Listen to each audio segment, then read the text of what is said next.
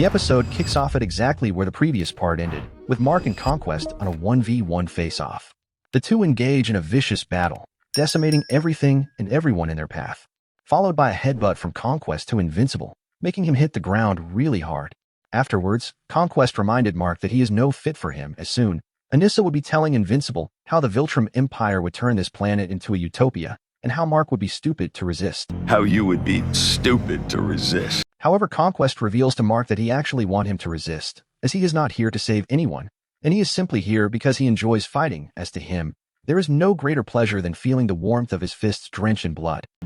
I want you to resist. I'm here because I enjoy this. Just then, Mark furiously punched Conquest to the face, and another epic battle ensues. Yet again, Mark isn't strong enough to face Conquest, as Conquest grabbed him by the neck and insisted for more. They continue their battle through space, and after a short while between them, they both began for round 2. However, Debbie and Oliver gets the news, so Oliver decides to head out and help his brother. Although for a second, it seems like Debbie was going to resist, but since she knows that Mark is still recovering from the after effects of his fight with the army of Marks and Angstrom, she allows Oliver to assist Invincible. Oliver's confidence is shattered almost immediately, as he barely manages to keep up with Mark and Conquest. Once Mark was finally on the ground, Conquest arrived to give him the fatal blow, but Mark quickly begged him to listen. However, Conquest isn't having all of that, as he proceeded to smacking Invincible. He told Mark that he would not dare to give Mark a chance to surrender, as he himself is having the best time of his life.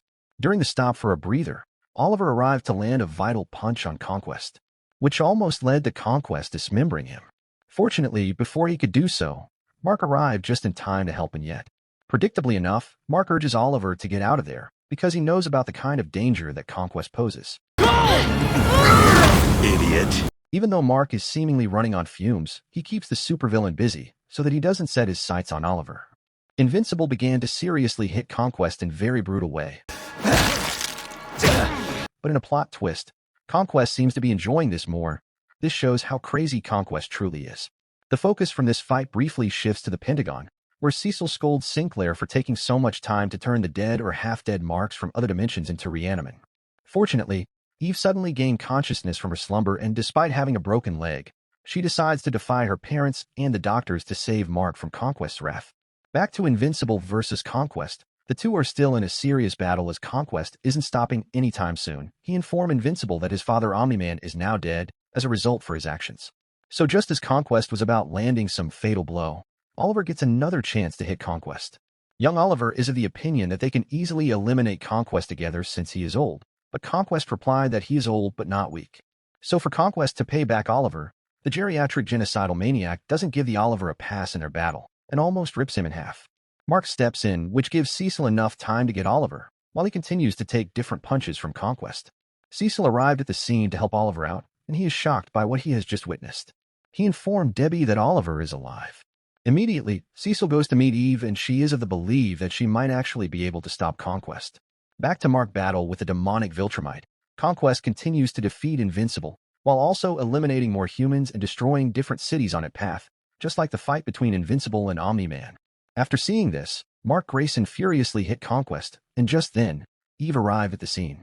Good idea. Conquest in return quickly rushed toward her for an attack, but Mark arrived just in time to protect her, but unfortunately, Conquest breaks Mark's leg. As Invincible screams in pain, Eve goes to assist him by caging Conquest, but this wasn't enough. Immediately, Adam Eve suit up and prepared herself for a serious fight. Just as he was about punching Eve, she freezes Conquest by increasing the density of the air. Quickly, she began landing brutal punches on Conquest, while Mark could do nothing than to only watch and pray nothing happens to Eve. Eve, in return, really gave a very good fight, even more than Invincible, but as expected, not enough to stop one of the strongest Viltrumite. So Conquest began hitting back, and the mad Viltrumite eventually gets to Eve and tears up her face and rips out her guts. So pretty. Mark, seeing this, immediately goes to get Eve, and in a very emotional scene, Eve dies in Mark's arms, causing him to go absolutely berserk. Even though Conquest's body fails to absorb the punches he is doling out, Mark refuses to give up until he knows for certain that Conquest is dead. Just as they were at it, Eve begins to elevate herself, which Mark sees in total shock. Sadly, Mark's passion is no match for Conquest's brute strength, and he overpowers Earth's mightiest hero yet again. But that's when Conquest makes a tragic flaw or hamartia, which simply means a character trait or error in judgment that leads to a character's downfall, a mistake of monologuing about how he has to always hold back when it comes to conquering things. But for Earth, he has been allowed to unleash his full potential. He also talked about how he relishes when people resist him, because it makes his victory all the more delicious. He also revealed to Mark that he is a victim of his own success. However, right before his final moments, which he thinks are Mark's final moments, he admits that this kind of rampage has a negative effect on his public image.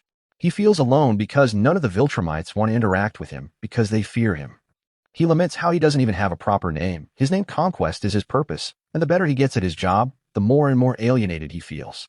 Unfortunately for Conquest, while he was doing all this, he ignores the fact that Eve has not only returned from the grave, but she has achieved goddess-like powers, which she uses to burn the skin off of Conquest's body.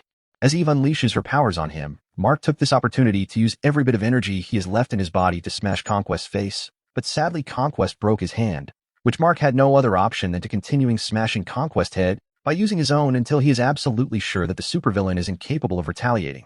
Mark drags himself towards Eve to cherish the fact that she is alive and then passes out. Cecil and the Guardians of the Globe finally arrive to take them away so that they can begin their long recovery. 3 days after the incident, Mark gained consciousness and immediately he asked Eve how she is still alive after the brutal attack from Conquest. She informed Mark that it is complicated as when she was still in her mother's womb, she was given powers but unfortunately, they put in mental blocks to limit what she could do, and that is the only reason she can't change sentient matter. But when something really traumatic happens, it overrides those blocks and she can use her powers without any limitations. She also revealed to Mark that it had happened once before. Meanwhile, Cecil tells Sinclair to hurry up with his reanimant versions of the evil Marks. Debbie and Paul meet Mark and Eve and are relieved to see that both of them are doing well. When Cecil drops by as well, Mark immediately asks him about Conquest. Cecil takes him to the morgue to show him Conquest's lifeless body, and Mark tells Cecil to burn it.